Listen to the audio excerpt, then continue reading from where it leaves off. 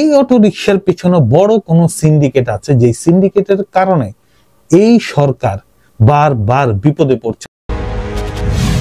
সেনাবাহিনীকে নামতে হবে, একদম পাটাপাট পাছায় বাড়ি দিতে হবে। এই অটো রিকশা শ্রমিকের নামে যারা সন্ত্রাসী কার্যক্রম চালাচ্ছে, যারা জনমনে অশান্তি এবং বিশৃঙ্খলা সৃষ্টি করছে, তাদের নিয়ন্ত্রণ করা যাবে না। ভাই, বাঙালি কিন্তু ভদ্রলোক জাতি না, জাস্ট ডান্ডা মারতে হবে, এছাড়া আর কোনো উপায় নাই।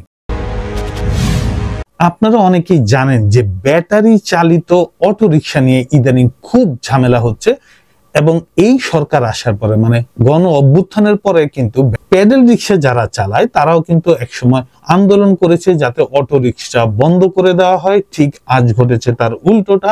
আজ অটো রিকশা শ্রমিক চালকরা মোহাম্মদপুর, মহাখালী এই সমস্ত বিভিন্ন জায়গাতে তারা রাস্তা দখল করে বিশৃঙ্খলা সৃষ্টি করেছে। কিন্তু এই ঘটনাটা সূত্রপাতটা আসলে কোন থেকে? এই ঘটনার সূত্রপাত হয়েছিল আসলে সেই নারায়ণগঞ্জের শামীম ওসমানের একটা প্রশ্নের উত্তরে জনাব টুকু সাহেব, তৎকালীন বাণিজ্য ও জ্বালানি প্রতিমন্ত্রী টুকু সাহেব, তিনি বলেছিলেন যে বাংলার টেসলা হচ্ছে এই অটো রিকশা, এই ব্যাটারি চালিত রিকশা। যেখানে শামীম ওসমান সাহেব বলেছিলেন যে এই অটো রিকশা কিন্তু আস্তে আস্তে ভয়ঙ্কর রূপ ধারণ করছে, কিন্তু সেখানে একজন প্রতিমন্ত্রী তিনি বলেছেন যে বাংলার টেসলা হচ্ছে অটো রিকশা, এবং এই অটো রিকশাকে তিনি আরো বেশি মার্কেটে আনতে চান, এবং যাতে এই অটো রিকশাগুলি কি ডে বাই ডে ইনক্রিজ হয়, মানে এই রিকশাগুলি আরো বেশি মানুষের হাতে পৌঁছে দেওয়ার জন্য লিথিয়াম আয়ন ব্যাটারি ইউজ করে, তাহলে খুব অল্প টাকায়, অল্প দামে, অল্প বিদ্যুৎ খরচে এটা মার্কেটে থাকতে পারবে। ঠিক তার পরদিন থেকে আপনারা হয়তো একটু খেয়াল করে দেখবেন যে সারা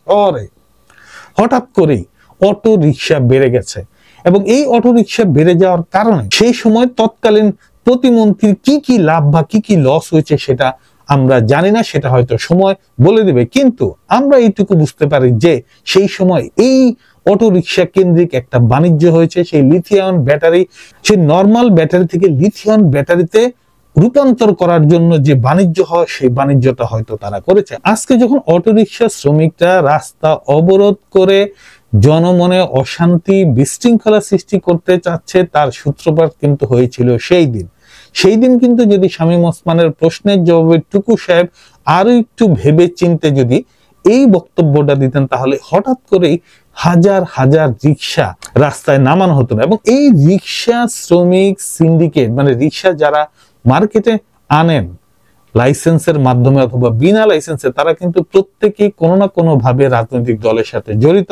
এবং রাজনৈতিক দলের সাথে জড়িত হওয়ার ফলে তারা কিন্তু সরকারিভাবে অনেক সুবিধা নেন, এবং সেই সুবিধার অংশ হিসেবে তারা কিন্তু রাস্তায় রিকশা নামিয়েছিলেন। এই অটো রিকশার পিছনে বড় কোনো সিন্ডিকেট আছে, যে সিন্ডিকেটের কারণে এই সরকার বারবার বিপদে পড়ছে, বারবার অস্থিরতায় পড়ছে জনগণ। আজকে আপনাদের আমরা কিছু ভিডিও চিত্র দেখাতে পারি, কিছু ছবি দেখাতে পারি যেখানে সাধারণ মানুষের কি পরিমাণ কষ্ট হয়েছে।